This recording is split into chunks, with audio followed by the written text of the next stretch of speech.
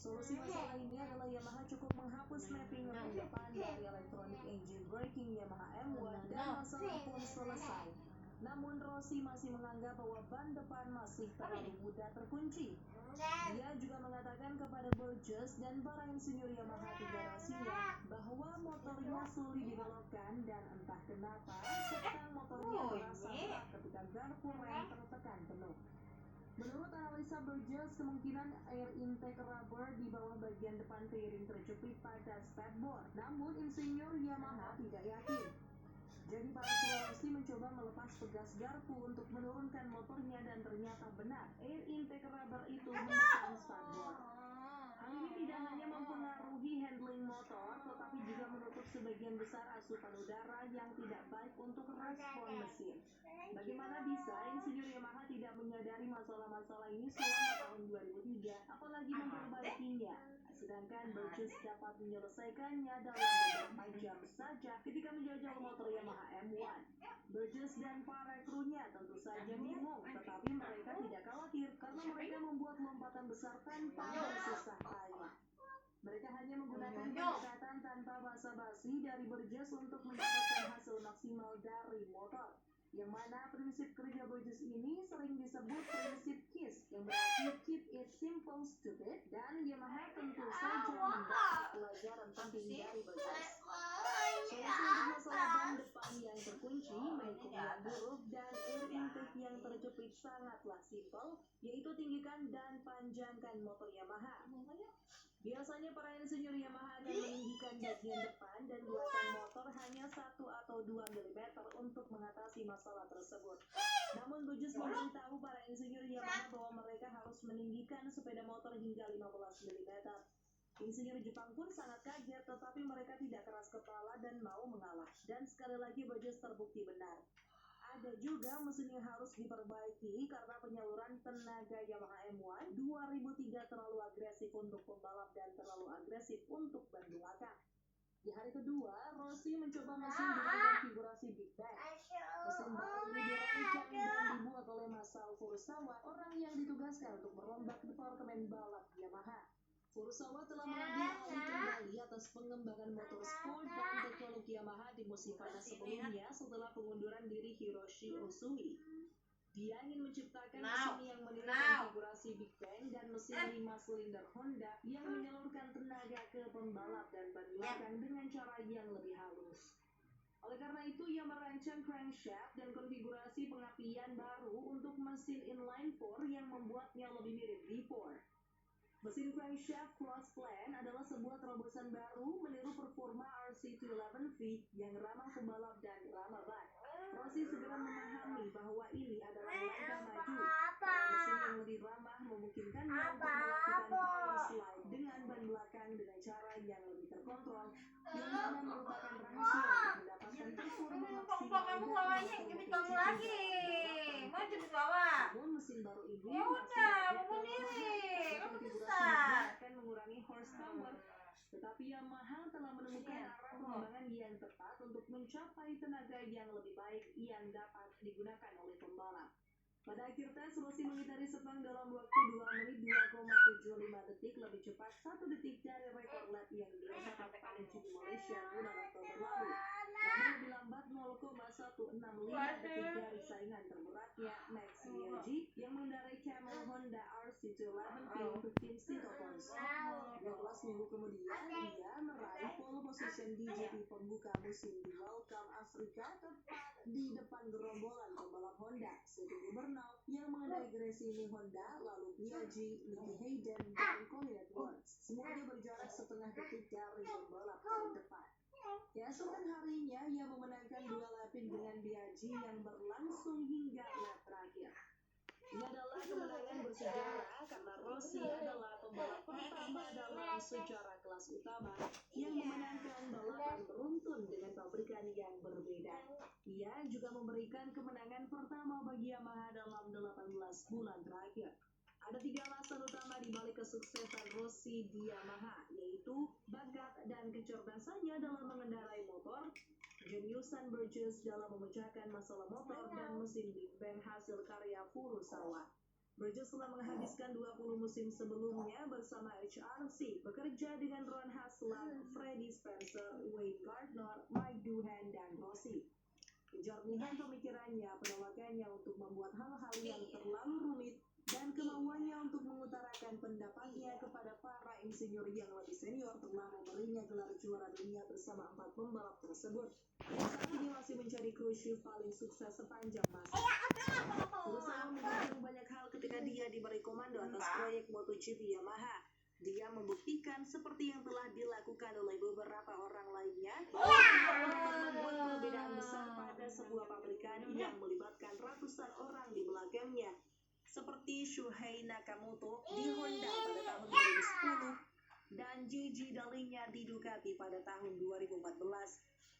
Furusawa tidak hanya menciptakan mesin Big Bang pada Yamaha M1, ia juga menata ulang divisi teknik balap Yamaha untuk menggunakan pendekatan yang tidak terlalu intuitif dan lebih ilmiah terhadap masalah-masalah yang dihadapi oleh manusia dan sepeda motor di lintasan balap secepat mungkin. Rossi mengamankan gelar juara dunia 2004 di Phillip Island, Australia dengan menyisakan 1 balapan lagi. Keberhasilan ini membuatnya menjadi pembalap kedua yang memenangkan gelar juara dunia berturut-turut dengan merek motor yang berbeda.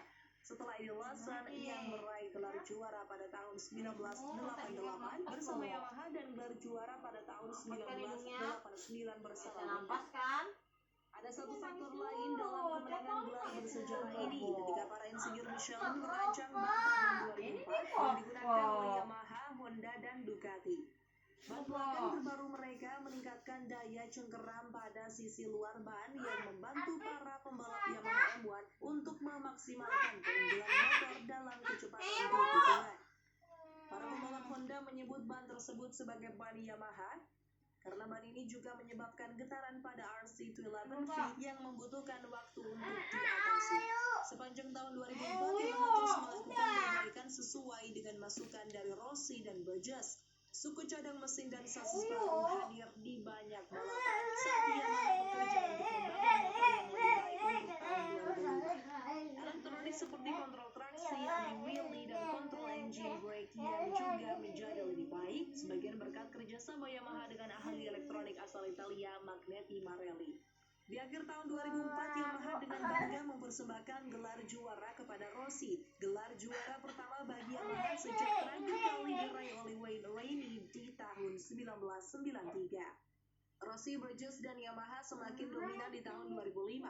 Setelah tes musim dingin pertama mereka, Burgess mengatakan targetnya di 2005 adalah untuk memperbaiki kelemahan motor tanpa kehilangan kelebihan motor, dan itulah yang mereka lakukan. Rossi memenangkan 9 balapan di tahun 2004 dan 11 balapan di tahun 2005. Cukup untuk mengamankan gelar juara dunia kelima kalinya secara beruntun dengan menyisakan 4 balapan lagi.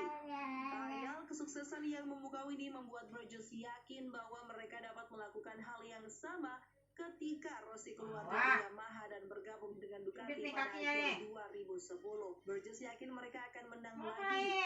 Namun optimisme Burgess tidak sesuai dengan kenyataan. Dalam 2 musim, Rossi mengendarai Desmos Lidici, hasil terbaik yang diraihnya adalah 2 kali finish di posisi kedua, di belakang musuh bebuyutannya Jorge Lorenzo. Rossi dan sebagian besar krunya kecewa dengan Ducati di akhir 2011, apalagi di tahun 2012. Pada akhir musim kedua itu, Burgess melampiaskan kekecewaannya. Burgess mengatakan motor Ducati seperti berupa sasis yang membungkus sebuah mesin. Bukan mesin yang didesain untuk cocok berada di dalam sasis. Akibatnya motor Ducati terkenal tidak seimbang ketika menikung. Kekesalan Burgess semakin menjadi-jadi karena Rossi masih menggunakan sasis yang sama dengan yang digunakan pada tes pertama. Di 2012, balapan pertamanya bersama Ducati pun Rossi membalap tanpa sasis baru. Burgess pun berandai-andai bila hal ini adalah pabrikan Jepang, pasti akan ada respons langsung dengan variasi sasis untuk balapan berikutnya. Bahkan Honda bisa menghadirkan 10 sasis yang berbeda untuk Dani Pedrosa dalam 1 tahun. Jelas selama 1,5 dekade terakhir, kemampuan pabrikan-pabrikan MotoGP telah berubah total. Kini pabrikan Eropa yang memimpin dalam hal performa dan reaktivitas. Apakah ini hanya sekejap atau akankah ini merupakan transformasi yang berlangsung lama Seperti ketika Jepang menyalip Eropa pada tahun 1960-an dan 1970-an, hanya waktu dan Honda serta Yamaha yang akan memberikan jawaban atas pertanyaan itu.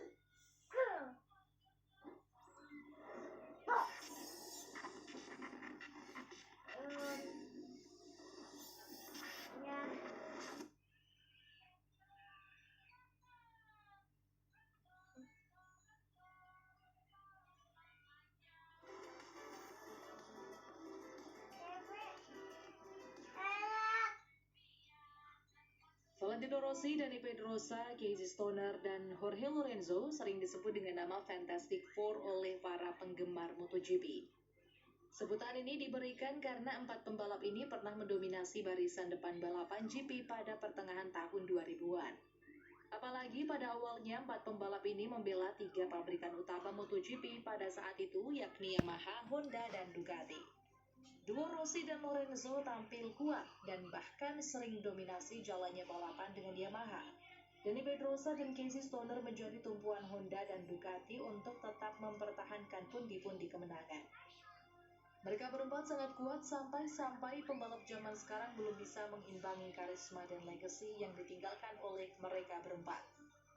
Dani Pedrosa yang baru saja comeback sebagai wildcard di GP Spanyol dan GP Misano dengan KTM menjadi bukti kalau memang level Fantastic Four itu istimewa. Bagaimana tidak, Pedrosa yang sudah lama tidak turun balapan itu berhasil finish di posisi 4 pada balapan sprint dan balapan utama GP Misano. Karena itu coba kita lihat perjalanan dari masing-masing Fantastic Four dari awal sampai akhir karir mereka.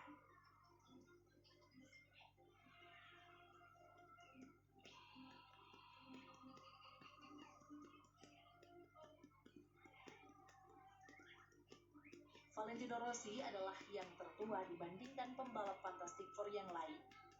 Rossi sendiri sudah punya 7 gelar sebelum Pedrosa, Stoner maupun Lorenzo debut di kelas MotoGP. 7 gelar tersebut diraih pada tahun 1997 125 cc, 1999 250 cc, 2001 500 cc, 2002 hingga 2005 MotoGP. 2 kali bersama Aprilia 125 dan 250 cc, 3 kali bersama Honda 500 cc dan MotoGP, dan 2 kali bersama Yamaha MotoGP. Valentino Rossi mendominasi jalannya MotoGP awal 2000-an nyaris tanpa perlawanan yang berarti. Bahkan Rossi berhasil menjadi juara dunia dengan 2 pabrikan yang berbeda. Walaupun lawan-lawan Valentino Rossi pada waktu itu juga bukan pembalap sembarangan, namun umur yang masih muda dan talenta yang besar menjadi alat Rossi untuk selalu jadi yang paling depan. Tahun 2006 bisa dibilang terjadi penggantian kekuatan di mana pada saat itu Valentino Rossi mulai terlihat bisa dikalahkan. Tahun 2006 adalah pertama kali Valentino Rossi kalah. Waktu itu mendiang Nicky Hayden berhasil mengalahkan Rossi setelah 1 tahun kompetisi yang sangat ketat. Kekalahan Rossi ini dibarengi dengan debut dari Casey Stoner dan Dani Pedrosa di kelas MotoGP. Duanya naik setelah mendominasi kelas 250cc setahun sebelumnya. Dani Pedrosa langsung membela tim pabrikan Repsol Honda dan Casey Stoner membela tim satelit LCR Honda. Pedrosa meraih 1 kemenangan dan Stoner meraih 1 podium. Pedrosa berhasil duduk di peringkat 5 dan Stoner selesai di tempat ke-8. Tahun 2007, Pedrosa dan Stoner sudah punya pengalaman 1 tahun dan kini lebih matang sebagai pembalap di kelas utama. Pada awal musim, Pedrosa masuk ke dalam salah satu pembalap yang difavoritkan menjadi juara dunia. Perubahan motor dari 990cc ke 800cc menghasilkan motor yang lebih ringan dan juga lebih lincah yang mana dirasa cocok pada Pedrosa yang punya perawakan kecil. Sementara Yamaha kesulitan karena pada waktu itu baik Rossi dan Edwards sama-sama punya perawakan yang besar, sehingga lebih sulit menyeting motor yang lebih kecil.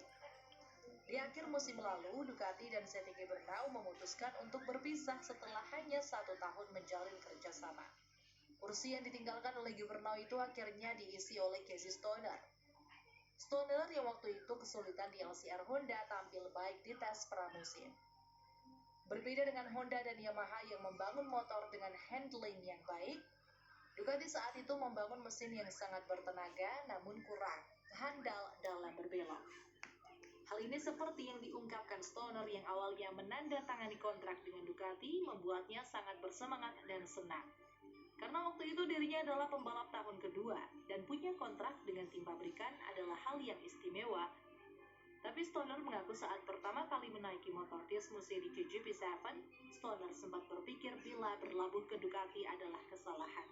Stoner berpikir seperti itu karena semua tim MotoGP di tahun itu berfokus pada handling karena waktu itu adalah tahun pertama 800cc, di mana semua pabrikan Jepang membangun motor yang lincah dan ringan.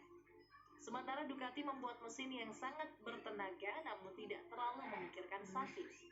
Hal ini membuat Stoner dan timnya bekerja sangat keras sepanjang tahun untuk membuat motor Dismusi di GP7 bisa berbelok dengan benar. Namun talenta istimewa Stoner ternyata bisa menutupi semua kekurangan Ducati dan bahkan mendominasi jalannya kejuaraan. Stoner seringkali lebih cepat ketimbang pembalap-pembalap lain, bahkan Valentino Rossi dan Dani Pedrosa sulit untuk mengimbangi Stoner. Bisa dibilang balapan paling seru di tahun itu adalah GP Catalunya di Spanyol. Waktu itu Valentino Rossi start dari pole position. Sesudah start, Rossi kemudian langsung disusul oleh Stoner dan Pedrosa yang start dari posisi 3 dan 4. Ketiganya memperebutkan kemenangan walaupun lintasan lurus utama dari sirkuit Catalunya cukup panjang. Namun kemampuan handling Yamaha YZR-M1 dan Honda RC212V membantu Rossi dan Pedrosa untuk mengekor Stoner. Beberapa aksi overtake membuat penonton menahan nafas. Stoner akhirnya berhasil memenangkan balapan diikuti oleh Rossi dan Pedrosa dengan jarak kurang dari 1 detik. Stoner kemudian berhasil menjadi juara dunia dengan 10 kemenangan dan punya keunggulan 125 poin dari Dani Pedrosa yang finish di tempat kedua. Pedrosa sendiri hanya mampu memenangi 2 balapan dan beruntungnya berhasil duduk di tempat kedua. Sementara Valentino Rossi hanya mampu duduk di tempat ketiga, kendati punya 4 kemenangan. Namun, konsistensi Pedrosa mengalahkan Rossi dengan selisih poin hanya 1 poin saja. Di tahun 2008, publik MotoGP dibuat geger oleh penampakan keras Yamaha. Kini kedua tim dibatasi oleh sekat yang membatasi kedua pembalapnya untuk berinteraksi. Pada waktu itu, Yamaha berkelit tentang adanya konflik antara Rossi dan Lorenzo dengan mengatakan bahwa Lorenzo ingin mengembangkan motornya sendiri. Namun wawancara BT Sport dengan Rossi pada tahun 2021 silam mengonfirmasi ketidaksukaan Rossi kepada Lorenzo pada waktu itu. Rossi mengaku sempat marah kepada Yamaha karena dirinya lah yang dulu mau datang ke Yamaha lalu membawa Yamaha juara setelah lebih dari 10 tahun tidak juara. Sehingga Rossi merasa pantas mendapatkan rekan setim yang selevel di bawahnya. Namun Yamaha memutuskan untuk merekrut talenta muda seperti Lorenzo. Sebelumnya, Casey Stoner juga sempat hampir menandatangani kontrak dengan Yamaha untuk musim 2007, tapi Valentino Rossi kemudian menolak keinginan Yamaha itu. Usaha Yamaha untuk menggait pembalap hebat lain ini sebenarnya didasarkan ketakutan Yamaha kehilangan pembalap pemenang. Pasalnya saat itu Rossi santer dikabarkan akan pindah ke kejuaraan Formula One. Namun nyatanya Rossi tidak pergi kemana-mana. Sementara Lorenzo sudah dikontrak oleh Yamaha sejak musim 2006. Kontrak itu bahkan disahkan sebelum Lorenzo memenangkan gelar pertamanya. Musim 2008 akhirnya Lorenzo debut di MotoGP dan di balapan pertama GP Qatar, Lorenzo langsung membuat gebrakan. Lorenzo berhasil merebut pole position dan juga memimpin balapan. Sebelum akhirnya Lorenzo berhasil ditaklukkan oleh Casey Stoner di lap terakhir. Sementara pada balapan pertama, Valentino Rossi belum terbiasa memakai ban Bridgestone dan finish di posisi 5. Tidak perlu waktu lama lagi Lorenzo untuk meraih kemenangan pertama. Di balapan ketiga, tepatnya di GP Portugal, Lorenzo berhasil meraih kemenangan pertamanya. Namun performa awal musim Lorenzo ini perlahan mulai menurun, utamanya karena sering terjatuh. Lorenzo di awal karir ini punya gaya balap yang lumayan berbeda jika dibandingkan Lorenzo di puncak karirnya. Lorenzo di awal-awal karirnya ini punya gaya balap yang lebih kasar, agresif, dan nekat. Karena itu, Lorenzo sering terjatuh di musim 2008 ini. 2008 menjadi tahunnya Valentino Rossi versus Casey Stoner. Sang juara bertahan harus melawan juara dunia 7 kali waktu itu. Rossi perlahan menemukan settingan yang pas untuk Yamaha M1 miliknya yang sekarang memakai ban Bridgestone. Rossi tampil semakin kuat seiring dengan berjalannya musim dan juga menjadi semakin sering menang. Sementara Stoner yang berstatus juara bertahan memberikan perlawanan yang sengit bagi Rossi. Titik balik dari persaingan Rossi dan Stoner ini terjadi di GP Laguna Seca 2008, di mana pada saat itu Rossi berhasil mengalahkan Stoner lewat manuver di tikungan corkscrew yang terkenal hingga saat ini. Di akhir musim, Rossi berhasil merebut kembali gelar juara dunia dengan 9 kemenangan dan pada waktu itu mencetak rekor sebagai juara dunia dengan poin terbanyak yakni 373 poin. Sementara Stoner berhasil menjadi runner-up dengan 6 kemenangan dan Dani Pedrosa duduk di peringkat 3 dengan 2 kemenangan. Lorenzo di peringkat 4.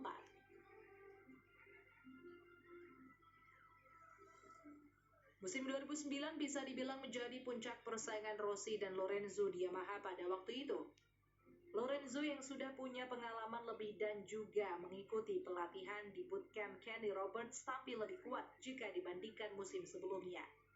Lorenzo yang kini juga memakai ban Bridgestone juga semakin menjadi satu dengan YZR M1 dan memiliki gaya balap yang lebih halus sehingga dapat tampil lebih konsisten. Sepanjang tahun, Rossi dan Lorenzo selalu menjadi sorotan utama di setiap pekan balapnya. Tentu saja, balapan paling terkenal pada musim ini adalah GP Catalunya 2009. Di mana pada saat itu Valentino Rossi berhasil mengalahkan Lorenzo di tikungan terakhir pada lap terakhir.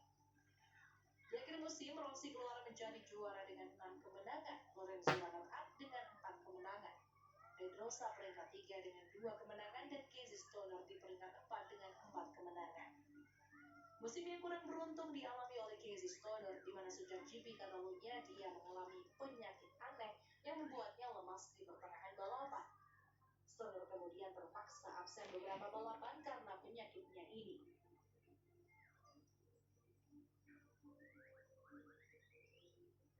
Musim 2010 dibuka dengan Rossi yang berhasil memuncaki semua hasil tes pramusim. Rossi berhasil menjadi yang tercepat di semua sesi pramusim.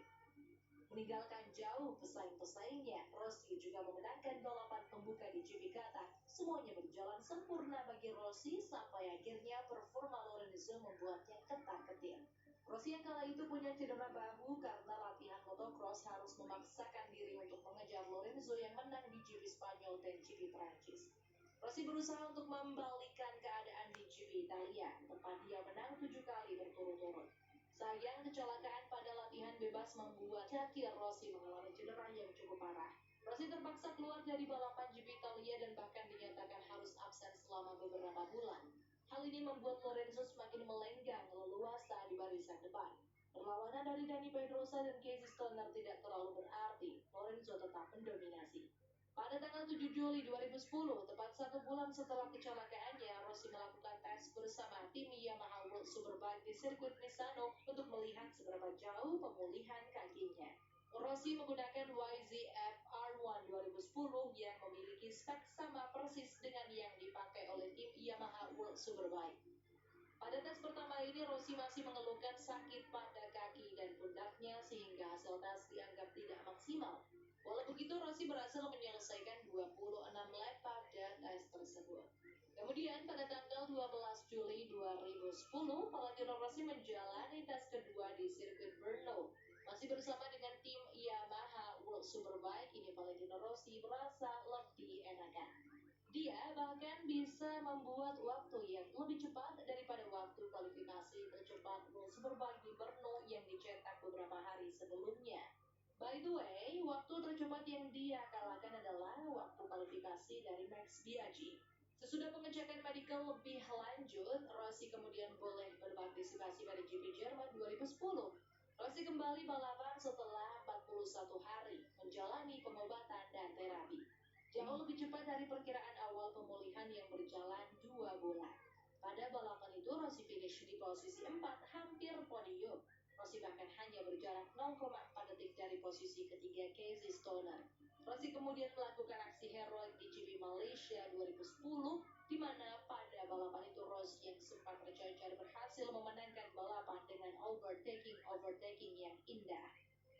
Rossi di GP Malaysia 2010 itu adalah kemenangan ke-46 Valentino Rossi bersama Yamaha. Kendati begitu, Lorenzo yang finish di urutan ketiga berhasil mengamankan gelar juara dunia pertama kalinya. Lorenzo berhasil menjadi juara dunia dengan torehan 10 kemenangan dan 383 poin. Sementara peringkat runner-up diisi oleh Dani Pedrosa dengan 4 kemenangan. Di peringkat 3 ada Rossi dengan 2 kemenangan dan peringkat keempat ada Stoner dengan 3 kemenangan.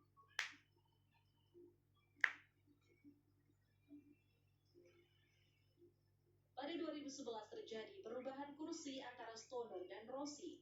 Stoner yang sudah muak dengan kritikan yang dia terima di Ducati memutuskan pindah ke Repsol Honda. Sementara Rossi yang sudah bukan pembalap nomor 1 Yamaha lagi, pindah ke Ducati. Perpindahan ini menimbulkan berita besar di media. Terutama Rossi yang akhirnya pindah ke Ducati, publik Italia dibuat semangat dengan dream line-up Rossi dan Ducati ini. Namun nyatanya, sejak awal menguji Desmosedici di Pre-Season Das Valencia, Rossi sudah punya firasat buruk tentang Ducati. Ujo Salucci yang merupakan sahabat terdekat Rossi mengungkapkan bahwa motor Desmosedici GP11 adalah motor yang sangat aneh. Meskipun di luar terlihat cantik dengan bentuknya, tapi tidak mudah untuk dikendarai. Masih pengakuan Rossi ke Ujo bahwa mesin Ducati sebenarnya enak dikendarai, namun sasisnya seperti bongkahan besi dan karbon yang disusun secara asal-asalan. Dalam film dokumenter Hitting the Apex, Rossi mengungkapkan bahwa dirinya punya feeling jelek sejak hari pertama tes di Valencia, dan bisa dikatakan dirinya sangat takut kalau sampai melakukan kesalahan. Dan benar saja, Rossi hanya mampu finish di posisi 15 pada tes Valencia tersebut. Sementara Stoner duduk di peringkat pertama, dan akhirnya musim 2011 adalah milik Casey Stoner. Stoner berhasil memenangkan 10 balapan, membungkam kritik yang dilayangkan padanya saat masih membela Ducati, dan yang paling penting baginya adalah melihat Rossi kesulitan di Ducati. Pada saat Rossi dan Stoner mengalami kecelakaan bersama di GP Spanyol, Stoner yang waktu emosi kepada Rossi bertanya kepada Rossi saat dia mengunjungi garasi Stoner, "Apa ambisimu melebihi bakatmu?" tanya Stoner. Stoner sendiri pernah mengatakan di dokumenter Hitting the Apex bahwa dia menikmati melihat Rossi kesulitan di Ducati. Karena Rossi dan kepala mekaniknya, Jeremy Burgess, sering mengkritik cara kerja Stoner saat masih di Ducati. Musim 2011 sayangnya diwarnai dengan tragedi. Marco Simoncelli harus meregang nyawa di GP Malaysia. Kecelakaan yang melibatkan Rossi dan Colin Edwards itu kemudian dinyatakan sebagai race incident. Kematian Simoncelli ini membuyarkan imajinasi fans yang melihat Simoncelli membalap di tim pabrikan Honda. Di akhir musim, Casey Stoner berhasil menjadi juara dunia. Lorenzo duduk di peringkat runner-up, Pedrosa yang sempat mengalami cedera bahu duduk di peringkat 4, dan Rossi duduk di peringkat 7 dengan 1 podio.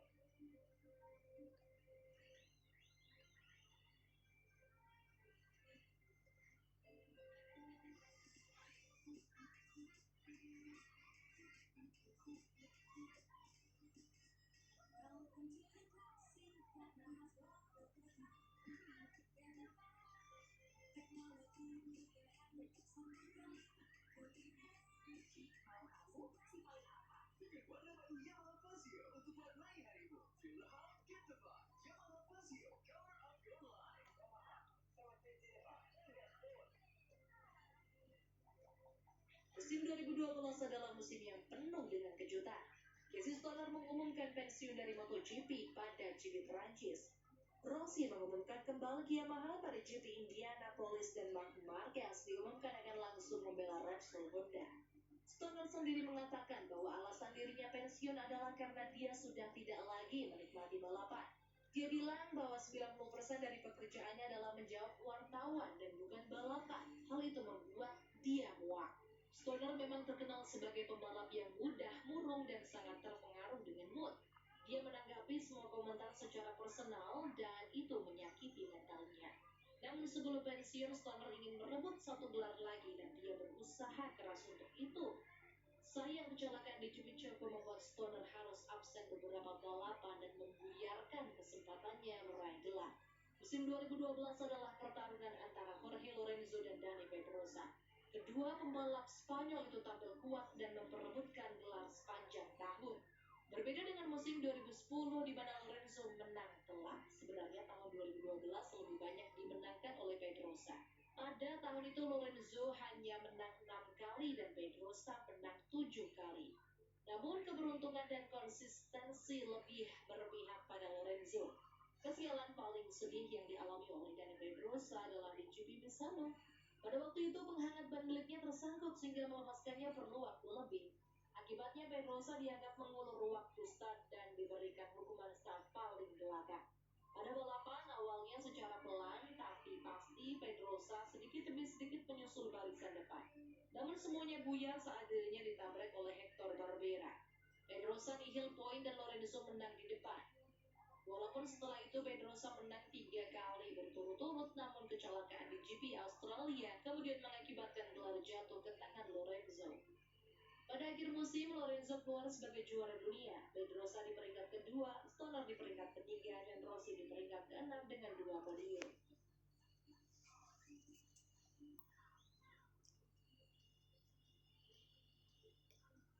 Musim 2013 bisa dibilang sebagai musim terakhir anggota Fantastic Four yang tersisa tampil kompetitif di tengah gempuran para pembalap baru.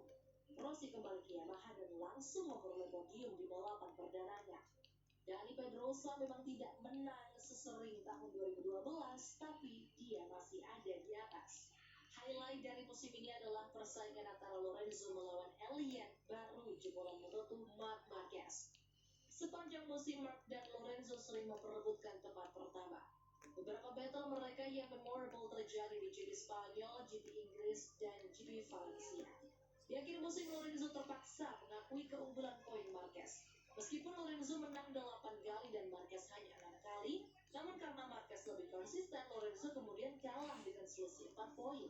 Sementara Dani Pedrosa duduk di peringkat 3 dengan 3 kemenangan dan Rossi duduk di peringkat 4 dengan 1 kemenangan.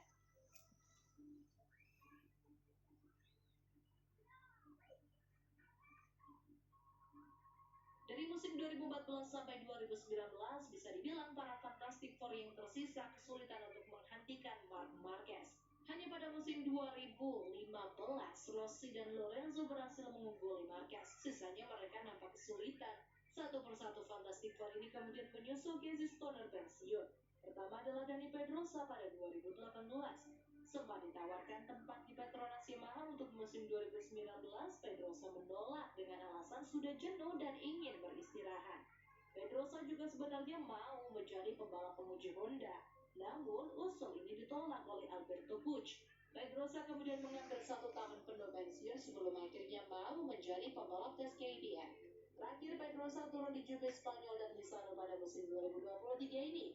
Hasil yang didapat tidak buruk, malah dekat dengan podium. Lorenzo pensiun 1 tahun setelah Pedrosa. Kombinasi cedera dan motor Honda yang tidak cocok untuk Lorenzo membuatnya kemudian mengambil keputusan untuk pensiun. Sejak pensiun, Lorenzo dihadapkan dengan beberapa kesibukan. Antara lain bisnis, menjadi komentator, pernah menjadi pemuji Yamaha, dan kini menjadi komentator dan analis di salah satu TV Spanyol. Ingat, kalau Rossi adalah yang paling tua di antara para Fantastic Four, well, Rossi adalah yang paling terakhir pensiun. Rossi memutuskan pensiun pada akhir musim 2021 setelah gagal tampil baik dan kompetitif bersama Petronas Yamaha. Rossi kini tetap membalap namun di kejuaraan balap mobil. Rossi juga sesekali mengunjungi tim miliknya di beberapa pekan balap MotoGP musim 2023 ini.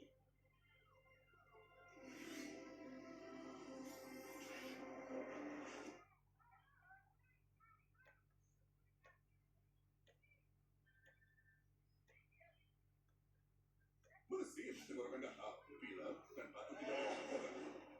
Kamu butuh Fix Formula 44, sirupnya yang menghangatkan tenggorokan, melegakan tenggorokan gatal, bersih, pilek, batu tidak berdahak.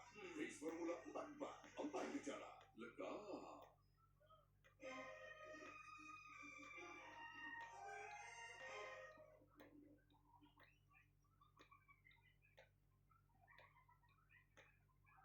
Pemindahan Johan Zarco dari Pramac Racing ke LCR Honda memicu pro dan kontra di paddock MotoGP. Di satu sisi, Zarco meninggalkan tim satelit terbaik saat ini, dan di sisi lain, Zarco membawa pergi informasi pengembangan Ducati yang sangat dibutuhkan Honda. Terlebih, keadaan Honda yang sangat kesulitan saat ini membuat publik bertanya-tanya alasan sebenarnya dari kepindahan Zarco. Mengingat, walau hanya di tim satelit, Zarco selalu mendapatkan motor dengan spek pabrikan. LCR Honda mungkin juga akan memberikan Zarco spek pabrikan, namun mengingat perbedaan cara kerja Honda dan Ducati, mungkin saja Zarco tidak mendapatkan perhatian yang sama seperti saat dia berada di Ducati. Ducati kini merajai MotoGP baik di klasmen pembalap, pabrikan maupun tim. Khusus untuk tim, Ducati memimpin tidak lewat tim pabrikan, melainkan lewat tim peramat. Peramat Ducati adalah tim satelit terbaik pada beberapa tahun terakhir, selain karena menjadi tim satelit utama Ducati, namun karena peramat juga ditunjuk sebagai wadah talenta-talenta muda Ducati, membuat performa tim peramat meroket menjadi yang terbaik. Selama era MotoGP, terdapat beberapa tim satelit MotoGP yang mampu untuk mengacak-acak atau setidaknya mengganggu tim pabrikan. Beberapa di antaranya adalah didirikan pertama kali pada tahun 1992 oleh mantan juara dunia GP 250 dua kali, Sito Pons. Pada awalnya, Pons Racing turun di kelas utama GP 500 dengan menggunakan motor Honda. Kerjasama ini berlanjut sampai GP 500 berganti era menjadi MotoGP pada tahun 2002. Pada tahun tersebut, Pons Racing diperkuat oleh Loris Capirossi dan Alex Barros.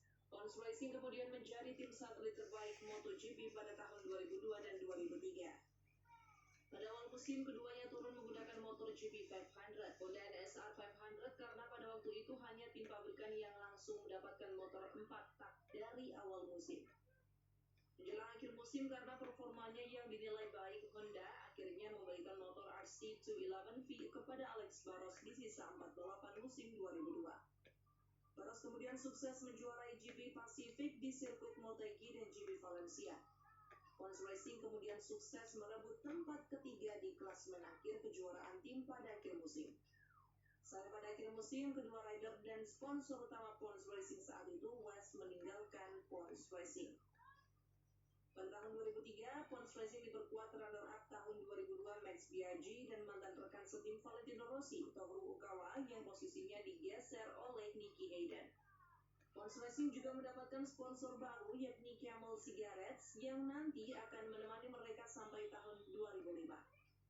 Max Biaggi yang selalu mengeluh sepanjang tahun 2002 karena motor Yamaha miliknya tidak selevel motor Honda Valentino Rossi, kini di Pons Racing, Biaggi akhirnya punya motor yang sama. Sepanjang musim 2003, Biaggi berhasil memenangkan 2 balapan, yakni di GP Inggris dan GP Pacific. Max Biaggi menyelesaikan musim 2003 dengan menempati peringkat 3 klasemen. Sementara Toru Ogawa tidak berhasil mendapatkan podium dan finish di peringkat 8 klasemen akhir. Secara prestasi tim, Pons Racing masih menjadi tim independen terbaik dengan menempati peringkat 2 klasemen akhir tim. Namun perlahan prestasi mereka menurun pada tahun-tahun selanjutnya. Musim 2004, Pons Racing diperkuat oleh pembalap baru, yakni Makoto Tamada yang pindah dari Pramac Honda. Tamada menggantikan Toru Ogawa yang dipindah peran oleh Honda menjadi pembalap penguji. Tamada juga diberikan tugas untuk menggunakan ban Bridgestone, selain karena saat masih di Pramac, Honda Tamada menggunakan Bridgestone. Namun Honda ingin melihat potensi ban Jepang itu secara lebih lanjut lewat salah satu tim satelit pada mereka saat itu. Pada musim 2004, walau Biaggi masih menjadi favorit juara dunia, awalnya yang sudah terbiasa oleh Sergio Bernal dari Honda Gresini.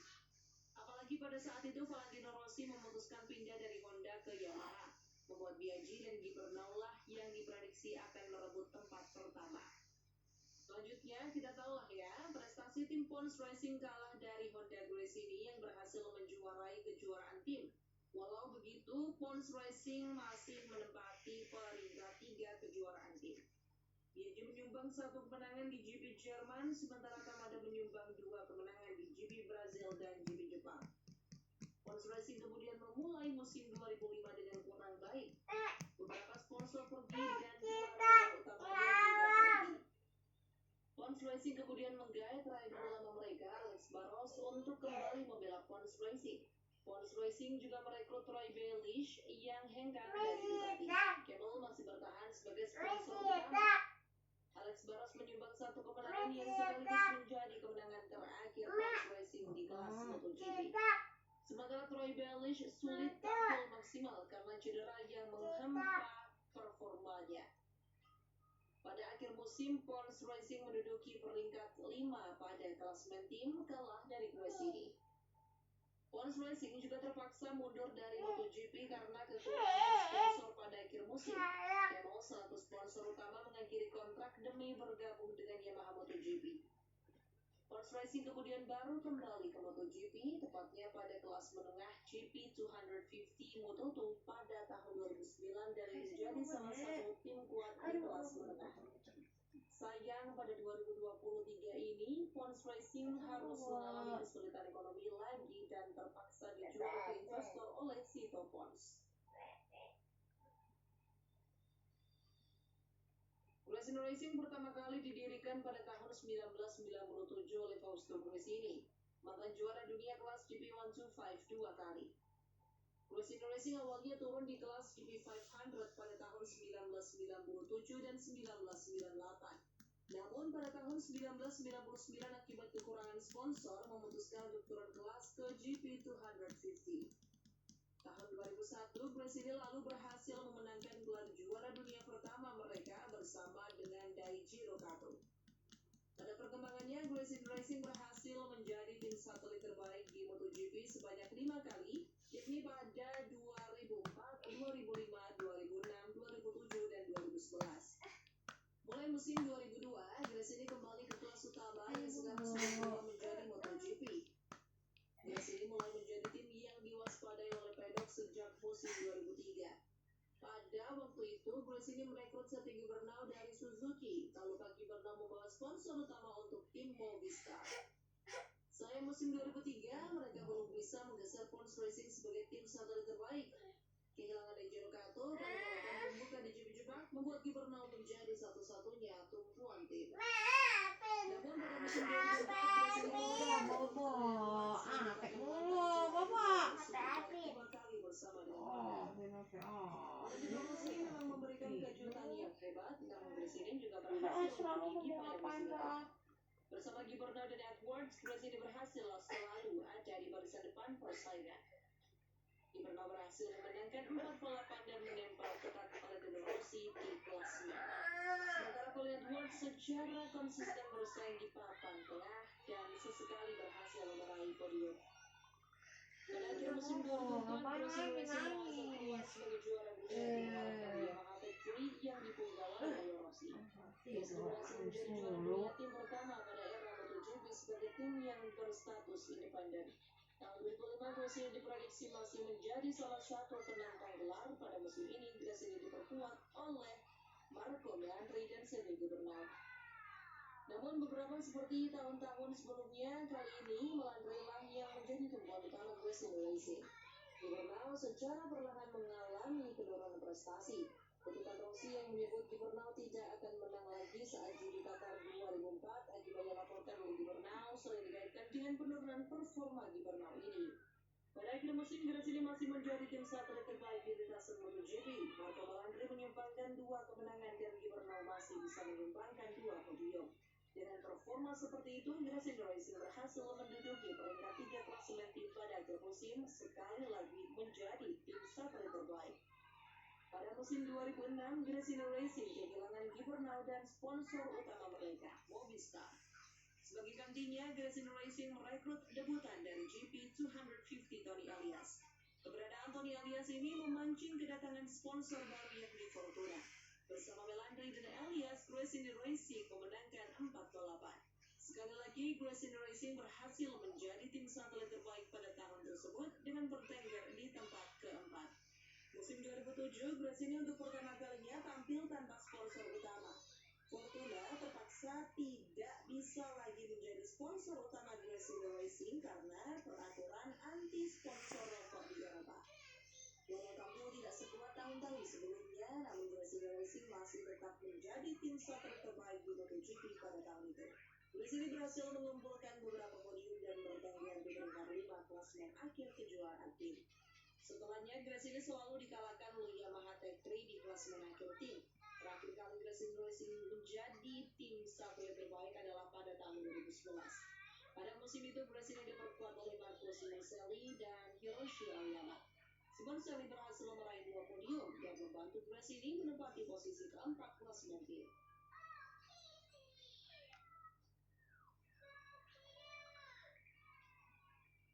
Tech Tech3 Racing bisa dibilang adalah tim satelit dengan popularitas yang paling tinggi pada tahun 2010-an. Menjadi tim satelit Yamaha pada periode itu dapat memancing banyak talenta muda untuk bergabung dengan mereka. Asalnya dengan reputasi YZR-M1 yang mudah dikendarai, membuat semua pembalap baru ingin mengembangkan kemampuan mereka di atas M1 dengan sedikit peluang untuk masuk ke tim pabrikan. Yamaha Tech3 menjadi opsi yang baik bagi pembalap rookie untuk memulai karir saat itu. Tim yang didirikan oleh Earl Marshall, Gary Coulon, dan bernama Ignat ini mencapai kejayaan mereka dimulai pada tahun 2008. Pada tahun 2008 dan 2009, walau tampil tanpa sponsor utama, dua pembalap Tech3 yakni Colin Edwards dan James Toseland yang sama-sama mantan juara dunia World Superbike 2 kali, tampil konsisten dalam mengumpulkan poin. Pada 2 tahun tersebut, Tech3 berhasil menempati posisi 4 klasemen akhir kejuaraan tim, dengan torehan 3 podium, 3-tiganya diraih oleh Colin Edwards. Tahun 2010, James Toseland memutuskan kembali ke World Superbike dan posisinya digantikan oleh Ben Spice. Kedatangan Ben Spice dan juga posisi Colin Edwards di tim sebagai rider Amerika memancing Monster Energy untuk menjadi sponsor utama Yamaha Tech3. Spice kemudian menyumbang 2 podium untuk membantu Tech3 kembali menjadi tim satelit terbaik. Lagi-lagi menempati peringkat 4 klasemen akhir tim. 2011 Monster Yamaha Tech3 masih bersama Colin Edwards, namun karena Ben Spice pindah ke pabrikan Yamaha, Tech3 kemudian merekrut Cal Crutchlow untuk menggantikan posisi Spice. Sayang pada tahun 2011 ini Tech3 Racing dikalahkan oleh Racing Racing untuk perebutan gelar tim satelit terbaik. Musim 2012 Colin Edwards memutuskan pindah ke Forward Racing. Yamaha Tech3 kemudian merekrut Andrea Dovizioso untuk menggantikan Brad Edwards musim 2012. Musim 2012 bisa dibilang merupakan tahun terbaik Yamaha Tech3 di sepanjang keikutsertaan mereka di MotoGP. Andrea Dovizioso berhasil mengumpulkan 6 podium, sementara Cal Crutchlow berhasil mengumpulkan 2 podium. Pada akhir musim, Tech3 berhasil meraih peringkat 3 klasemen akhir tim musim 2012. Membuat Tech3 kembali menjadi tim satelit terbaik. Sesudahnya, Tech3 terus menjadi tim satelit terbaik di MotoGP dari tahun 2013 sampai 2017. Musim 2018 menjadi musim terakhir Tech3 membawa bersama Yamaha. Perpisahan Tech3 dengan Yamaha ini cukup menimbulkan berita pada saat itu. Asalnya, Tech3 sudah bermitra bersama Yamaha sejak musim 2001 di MotoGP. Tech3 memutuskan untuk mengembangkan proyek baru bersama dengan KTM mulai musim 2019. Pada musim 2020, Tech3 meraih kemenangan pertama mereka bersama Miguel Oliveira pada GP Austria 2020. Walau kini belum berhasil kembali menjadi tim satelit terbaik, namun keberadaan Tech3 masih menjadi salah satu tim satelit yang kuat di MotoGP.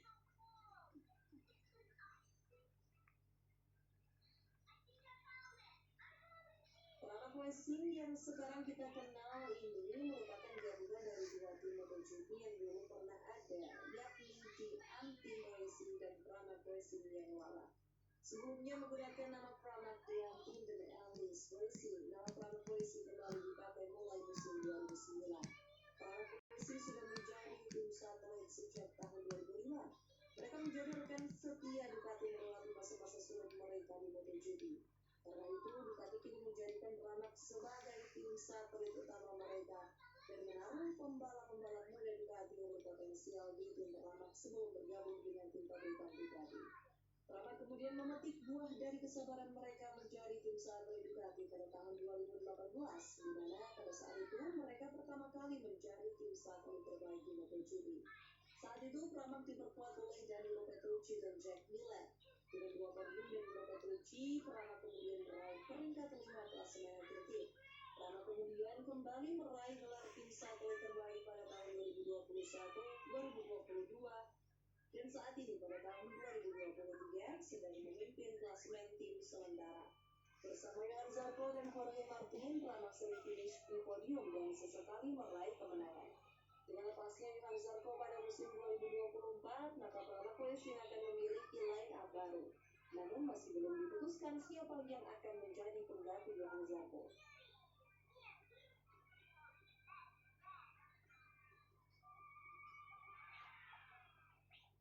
terakhir ada RNF Racing yang didirikan oleh Razlan Razali.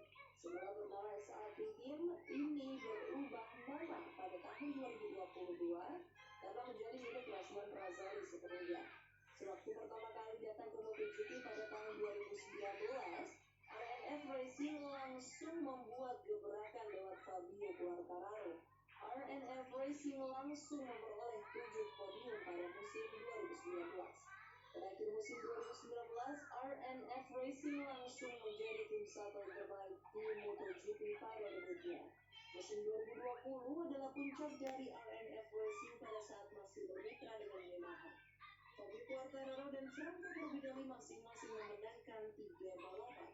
Walau baik Fabio dan Franco gagal menjadi juara dunia, namun performa mereka mengantarkan tim RNF ke peringkat 2 klasemen tim MotoGP waktu itu di bawah tim pabrikan Suzuki.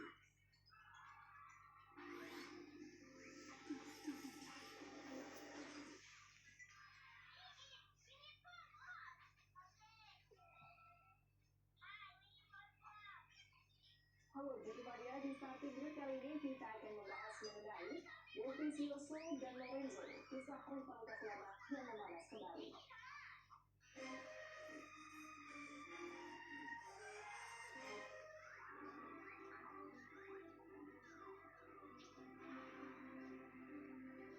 Di MotoGP ada beberapa rivalitas antar pembalap yang sangat legendaris dan menjadi salah satu alasan kenapa para penggemar mengikuti jalannya kejuaraan. Sebut saja Kimi Räikkönen senior dengan Gary Sheen, Wayne Gardner dan Eddie Watson, Roy Blaney dan Kevin Schwantz, Rossi dan Biaggi, Fernando Pedrosa, dan tentunya Rossi dan Lorenzo. Lorenzo sendiri memang memiliki banyak rival. Salah satu yang sudah disebutkan yang pasti adalah Valentino Rossi. Lorenzo juga diketahui pernah bersitegang dengan sesama pembalap Spanyol, utamanya dengan Dani Pedrosa dan Marc Marquez. Namun ada satu nama yang sebenarnya sudah jadi saingan Lorenzo sejak kelas yang lebih ringan, yakni kelas 125 dan 250 cc. Bermula dari balapan semi GP Qatar 125 cc 2004 berlanjut ke persaingan panas kelas 250 cc. Pembalap yang paling sering jadi saingan Lorenzo itu adalah Andrea Dovizioso. Siapa sangka ternyata Andrea Dovizioso dan Jorge Lorenzo sudah bersaing sejak era kejuaraan Eropa. Jorge Lorenzo dan Andrea Dovizioso sudah bersaing sejak keduanya terjun ke kejuaraan Eropa pada tahun 2001. Balapan di Braga Republik Ceko 2001 jadi pertama kalinya Lorenzo dan Dovizioso sendiri bermain yang sama. Waktu itu Lorenzo berhasil memenangkan balapan dan Dovizioso duduk di peringkat ketiga. Sejak saat itu keduanya saling bersaing bersama. Persaingan mereka pun berlanjut di kelas 125 cc pada tahun 2002 hingga 2004. Lorenzo dan Dovizioso lalu sama-sama naik ke kejuaraan dunia pada kelas 125 cc di tahun 2002. Karena waktu itu umur Lorenzo belum mencukupi untuk mengikuti 2 balapan pertama tahun itu, Lorenzo baru turun di balapan ketiga yakni GP Spanyol di Jerez. Sementara Dovizioso sudah mengikuti kejuaraan dari balapan pertama. Pada tahun pertama ini Lorenzo menunjang Derby sementara Dovizioso menunjang Honda. Di GP Ceko lagi-lagi mereka berdua bersaing untuk merebutkan posisi. Walau waktu itu mereka hanya merebutkan posisi 20, Lorenzo tampak bangga karena berhasil mengungguli Dovizioso di balapan itu. Tahun 2004 menjadi tahun puncak persaingan mereka di kelas 125 cc. Kala itu Dovizioso tampil kuat dan mampu memperebutkan gelar bersama Hector Barbera dan Roberto Locatelli. Rossi berhasil merebut 5 kemenangan dan merebut gelar juara dunia. Sementara Lorenzo mengalami ketidakberuntungan di 2 balapan pertama. Meski begitu, Lorenzo berhasil memenangkan 3 balapan dengan motor Derby yang lebih inferior daripada Honda. Keduanya kembali head-to-head pada balapan GP Qatar 2004. Di mana baik Lorenzo dan Dovizioso melintasi garis finish di waktu yang bersamaan. Bahkan pole finish tidak bisa menentukan siapa yang memenangkan balapan.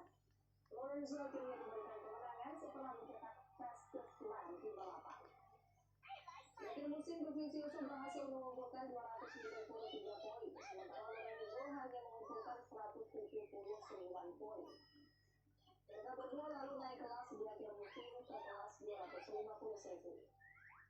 Terus memberikan naik ke kelas 250 cc pasangan pun berlanjut dari 2005 hingga 2007. Baik Lorenzo maupun Dovizioso naik ke kelas 250 cc pada tahun 2005. Waktu itu kelas 250 cc dihuni oleh beberapa pembalap tangguh seperti Dani Pedrosa, Casey Stoner, dan Hiroshi Aoyama. Persaingan di depan kelas 250 cc tahun itu diperebutkan oleh Pedrosa dan Stoner. Namun persaingan menjadi pembalap debutan terbaik dimainkan oleh Dovizioso dan Lorenzo. Kini keduanya menunggang Honda. Dovizioso menunggang untuk tim Scott, sementara Lorenzo menunggang Fortuna Honda. Keduanya memang belum ada yang meraih kemenangan pada tahun pertama mereka ini. Namun baik Lorenzo maupun Dovizioso berhasil mengumpulkan beberapa podium. Lorenzo berhasil mengumpulkan 6 podium, sementara Dovi berhasil mengumpulkan 5 podium. Walau mengumpulkan podium lebih sedikit, namun Dovi berhasil mengumpulkan poin lebih banyak. Di akhir musim, Dovi berhasil mengumpulkan 189 poin dan duduk di peringkat 3. Di sisi lain, Lorenzo hanya dapat mengumpulkan 167 poin dan duduk di posisi 5 klasemen. Alasan Lorenzo mengumpulkan poin lebih sedikit adalah karena dia kurang konsisten finish. Lorenzo muda berbeda dengan Lorenzo yang kita kenal di MotoGP. Gaya balap Lorenzo muda sangat agresif. Lorenzo dikenal suka menyalip dari sisi luar dan karena itu dia mendapat sebutan Porpora yang artinya sisi luar. Gaya balap agresif ini menimbulkan kecelakaan besar di GP Jepang 2005 yang mengakibatkan Lorenzo dilarang tampil pada balapan selanjutnya di GP Malaysia. Di akhir musim, Dovizioso berhasil mengalahkan Lorenzo untuk memperoleh gelar yang leader. Musim 2006, dua orang yang duduk di peringkat paling atas GP 250 yakni Dani Pedrosa dan Casey Stoner naik kelas ke MotoGP, meninggalkan GP 250 menjadi persaingan terbuka. Lorenzo waktu itu memutuskan berganti motor dengan menunjang Aprilia, sementara Dovizioso tetap bersama Honda. Lorenzo mampu untuk memenangkan 8 balapan pada musim itu dan mengumpulkan 289 poin. Sementara Dovi hanya mampu memenangkan 2 balapan meski konsisten di podium. Dovi harus puas meraih peringkat 2 di akhir musim dengan 272 poin, sementara Lorenzo menjadi juara dunia. Sayang untuk musim 2007 belum ada tempat untuk Dovi maupun Lorenzo di kelas MotoGP. Meski Lorenzo sudah menandatangani kontrak dengan Yamaha pada akhir musim 2006, namun Lorenzo memutuskan untuk bertahan di kelas 250 cc. Peringkat kelas 250 cc pada musim 2007 juga masih menjadi head-to-head antara Dovizioso dan Lorenzo. Musim 2007, Lorenzo berhasil memenangkan 9 balapan dan mengantongi 712 poin. Dovizioso di sisi lain hanya mampu memenangkan 2 balapan dan mengantongi 260 poin. Lorenzo kembali menjadi juara dunia, sementara Dovizioso kembali menjadi runner-up. Sedikit tambahan, kalau peringkat 3 besar pada GP 250 musim 2006 dan 2007 dihuni oleh pembalap yang sama, Jonas De Angelis selalu jadi orang ketiga di peringkat Lorenzo dan Dovizioso. Setelah mereka berkutat dalam persaingan seri pada GP 250 cc, akhirnya pada 2008 mereka berdua naik ke kelas MotoGP. Lalu selesai di peringkat 2 besar, maka Lorenzo dan Dovizioso akhirnya naik ke kelas MotoGP pada 2008. Waktu itu Lorenzo langsung berlatih pabrikan Yamaha bersama juara dunia 7 kali waktu itu, Valentino Rossi. Sementara Dovizioso membelah tim favorit Honda, Joe Scott sebagai pembalap tunggal dan menunggang motor yang setahun lebih tua. Keduanya tidak perlu waktu lama untuk membuat pedok heboh. Lorenzo berhasil mengunci pole position di balapan pertamanya. Lorenzo bahkan finish di podium, tepatnya di posisi kedua di belakang juara bertahan Casey Stoner. Dovi juga tidak kalah bagus, dia berhasil finish di depan Valentino Rossi di posisi keempat. Keduanya memperoleh hasil bagus sebagai pembalap debutan. Lorenzo terus tancap gas dengan konsistensi memperoleh podium dan 5 balapan pertama. Bahkan balapan ketiga di Portugal berhasil dimenangkan oleh Lorenzo. Namun lagi-lagi karena gaya balapnya yang waktu itu masih agresif, Lorenzo mulai mengalami kecelakaan hebat. Puncaknya di GP Italia, Lorenzo jatuh secara parah yang bahkan dia harus absen pada GP Catalunya. Sementara Dovizioso walau tidak punya performa meledak-ledak seperti Lorenzo secara konsisten selalu menyelesaikan balapan. Sepanjang 2008, Dovi hanya sekali tidak finish, yakni di Pitu Portugal. Lorenzo walau memperoleh 6 podium namun juga mencatatkan 5 kali tidak finish. Meskipun hanya dapat 1 podium, Dovizioso berhasil menempati peringkat 5 klasemen dengan 174 poin, tepat di bawah Lorenzo dengan 190 poin di peringkat 4. Perkembangan situasi persaingan mereka pada tahun 2009 hingga 2017 menunjukkan posisi yang berbeda. Lorenzo sibuk berada di bagian depan, sedangkan Dovizioso sibuk berada di barisan tengah. Pada 2009, Dovizioso naik status menjadi pembalap pabrikan tuan ini dan memutuskan hengkang ke Ducati. Bersama dengan Pedrosa, Dovizioso menjadi jagoan utama Repsol Honda pada 2009 dan 2010. Sebagian orang tentu mengingat musim 2009 sebagai tahun pertama Rossi versus Lorenzo. Lorenzo secara mengejutkan tampil konsisten dan kalem, berbeda dengan Lorenzo yang sebelumnya. Lorenzo sendiri mengatakan bahwa kunci dari perubahannya ini adalah karena dia mengikuti bootcamp yang diadakan oleh Kenny Wonder Senior. Di musim inilah Lorenzo dengan gaya berkendara smooth like a butter, constant like a hammer, latihan.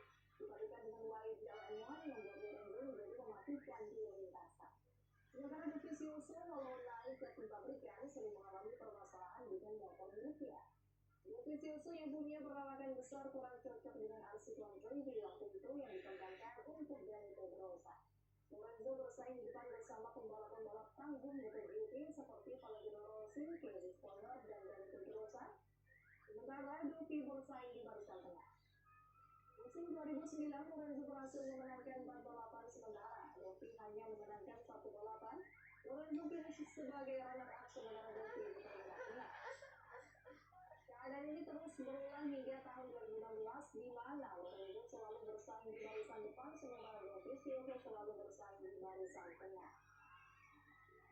Lorenzo berhasil menjadi juara dunia MotoGP pada tahun 2010, 2012, dan 2015. Sementara pada waktu itu finish terbaik Dovizioso adalah peringkat 3 pada tahun 2011 dan peringkat 4 pada tahun 2015. Bahkan Dovizioso sempat melorot ke peringkat 8 klasemen pada 2013 saat pertama kali membawa Ducati. Namun Dovizioso dan Ducati sedikit demi sedikit mengejar ketertinggalan dan berhasil terbaik di tahun 2016. Kembali terjadi pada tim Yamaha yang kali ini membuat Lorenzo memutuskan untuk hengkang ke Ducati pada 2017. Dilakukan secara langsung, kepindahan Lorenzo ke Ducati ini akan menjadi faktor yang sangat mempengaruhi jalannya karir Dovizioso. 2017 hingga 2018 tahun-tahun di Ducati. Tahun 2017 Lorenzo meninggalkan Yamaha yang sudah dia bela hampir 10 tahun dan bergabung dengan Ducati. Sementara waktu itu Ducati sedang dipimpin oleh Dovizioso sejak tahun 2013, di mana Dovizioso mengembangkan Ducati menjadi motor yang kompetitif setelah sebelumnya terus menorehkan hasil buruk. Perang hal ini membangkitkan rivalitas mereka yang sudah lama tidak terjadi, apalagi Dovizioso sempat tersinggung pada Ducati karena memberi Lorenzo kontrak yang